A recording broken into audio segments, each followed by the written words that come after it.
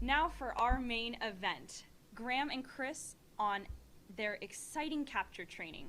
Over to you both in the UK. Hi all, how are you? As you saw from the pictures, I am fresh back from London with AJ, Jacques, and John.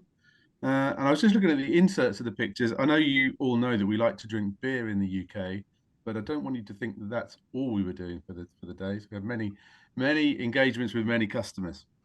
Hi Chris, how you doing? Hey, Graham, good to see you again. And you're not in the UK, are you? You're in sunny South Carolina.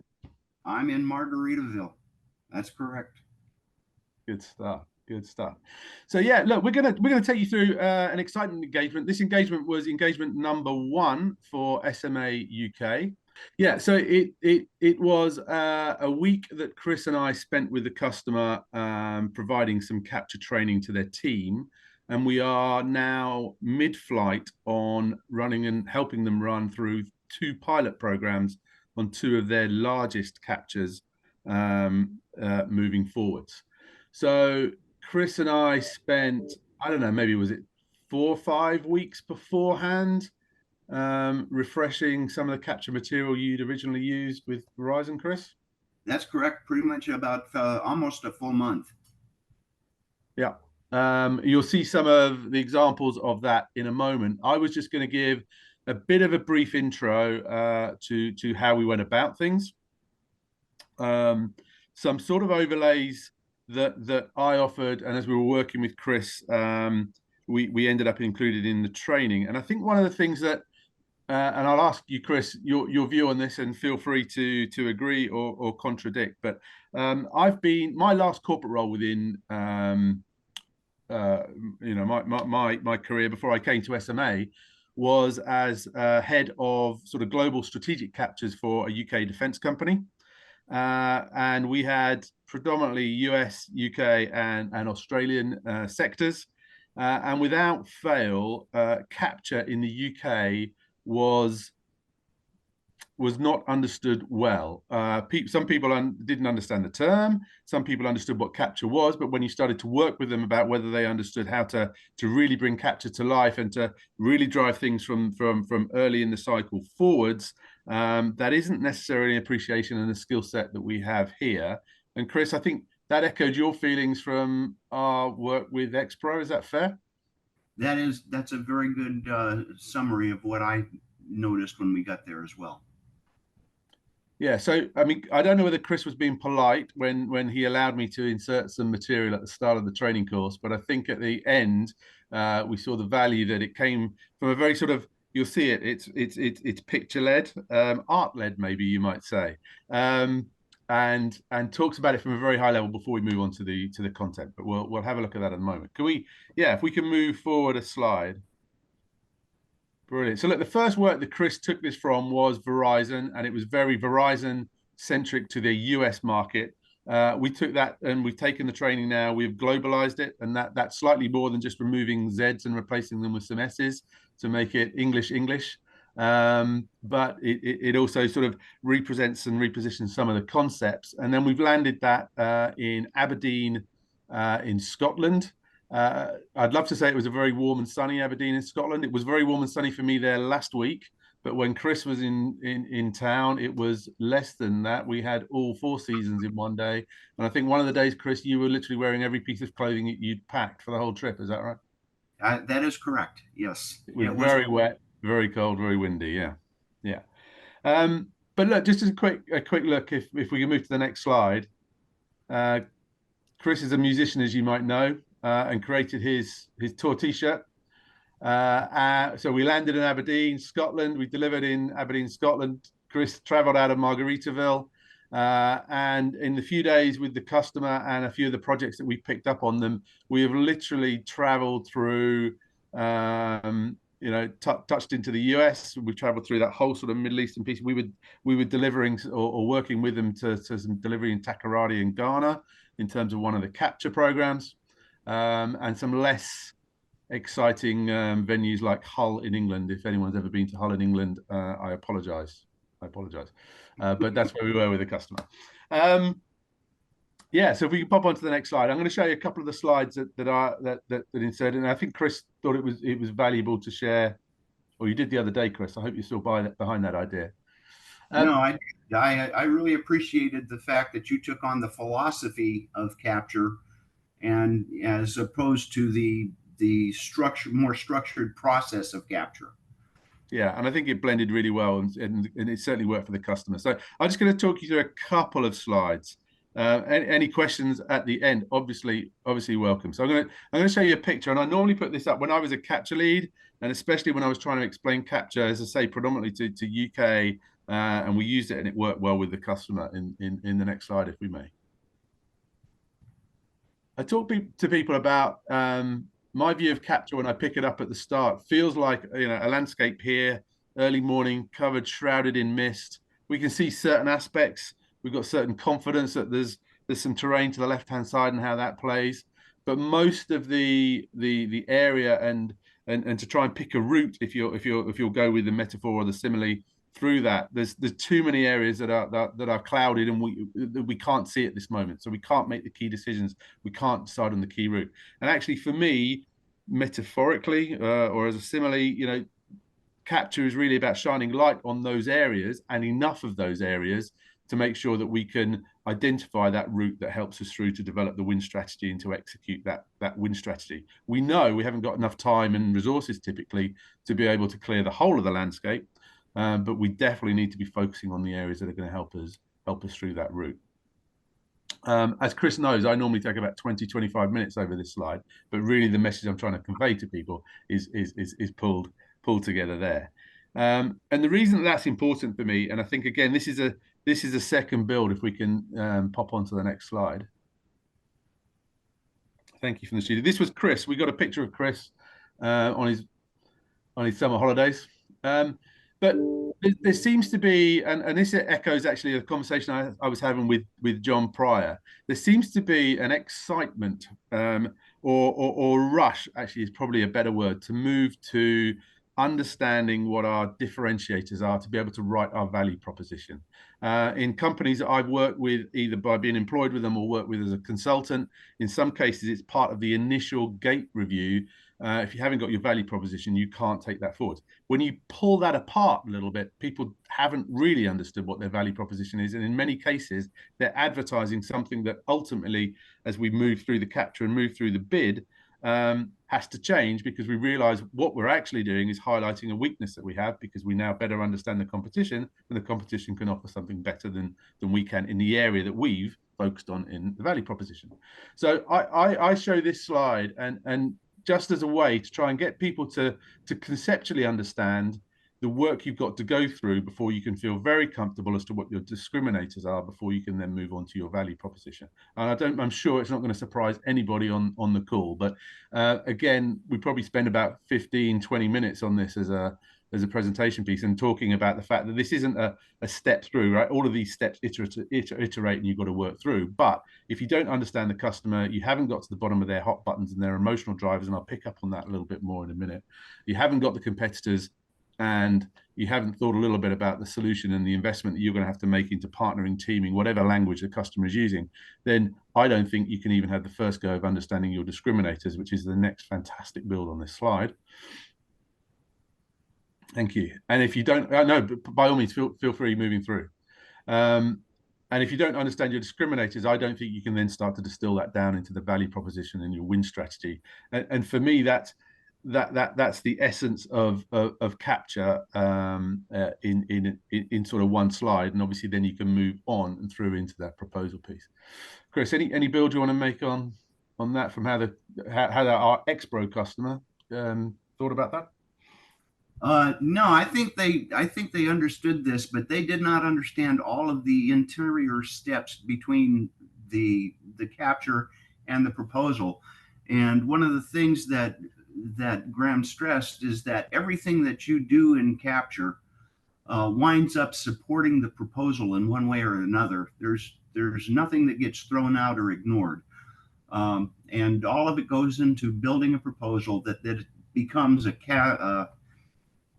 compliant and compelling story as to why the customer should pick you as their potential supplier.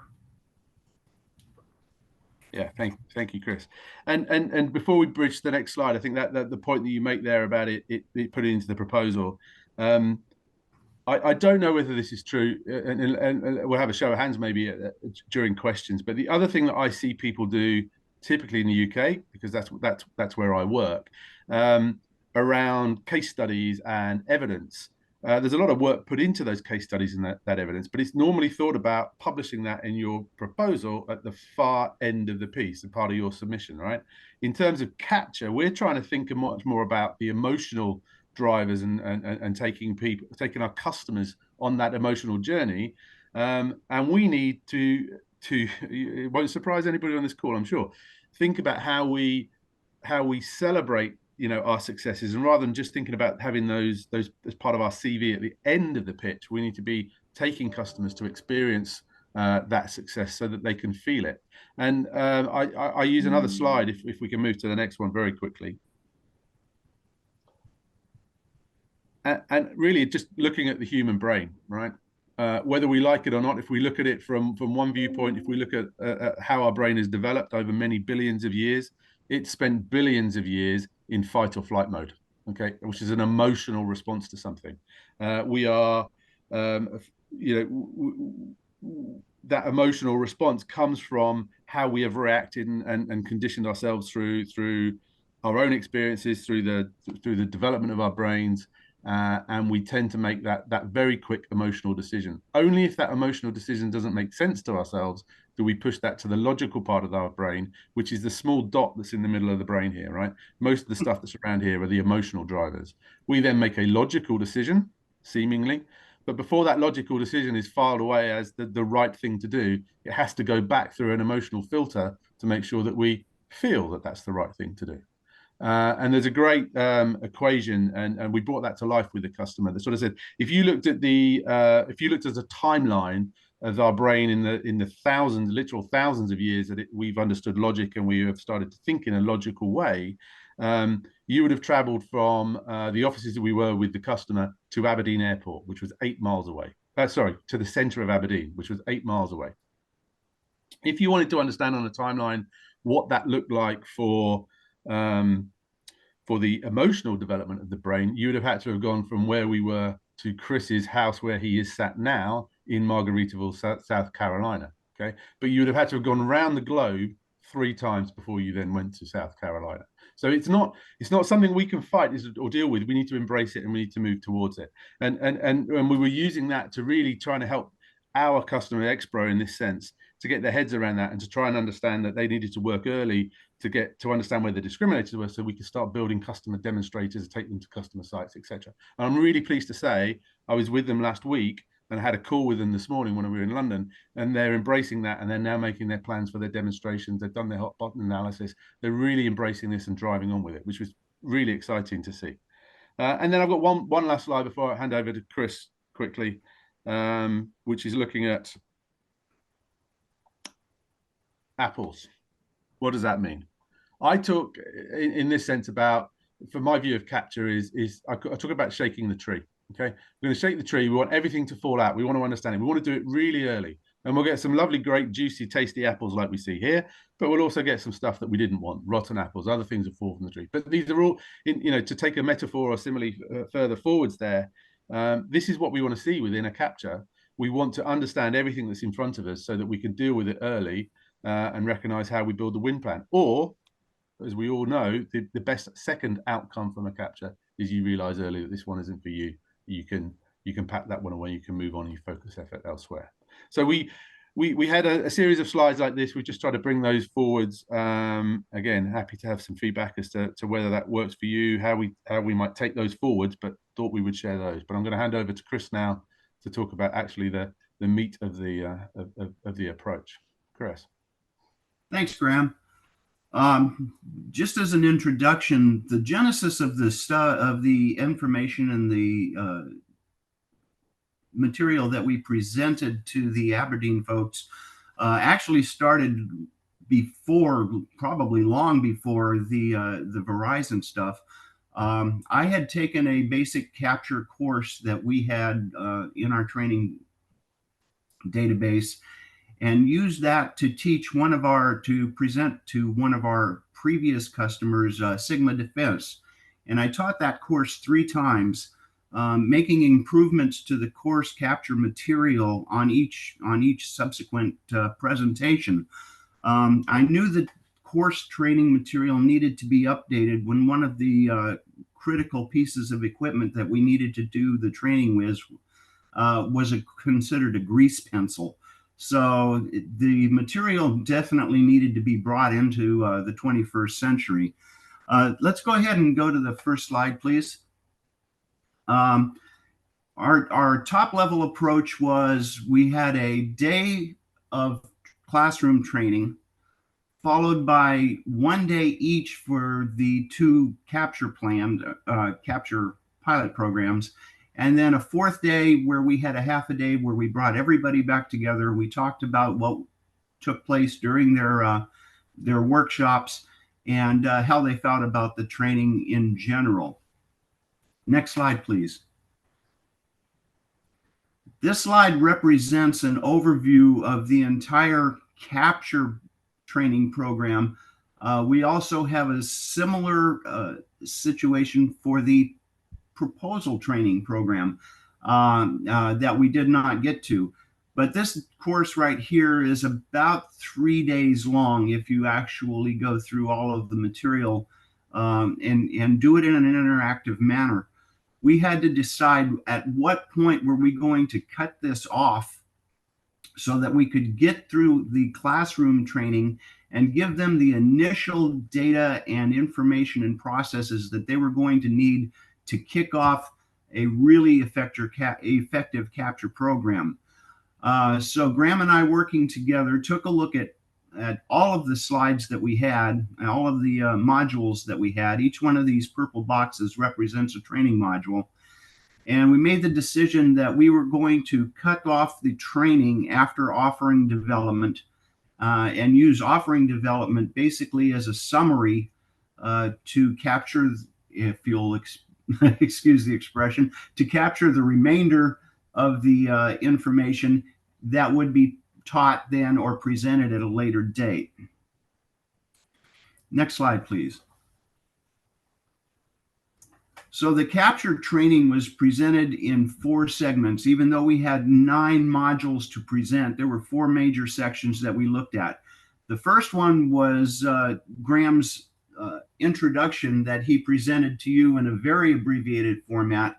That took the better part of an hour or an hour and a half, and it really caused a lot of discussion and set the stage for what we were going to present as a much more structured process.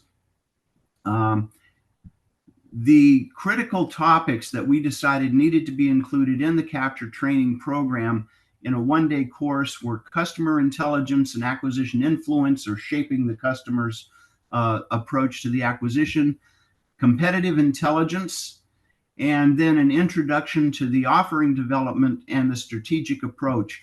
In other words, what did they have to do once they had all of the information that they needed for competitive intelligence and the customer? How were they going to structure and develop their offer to present to them in the proposal?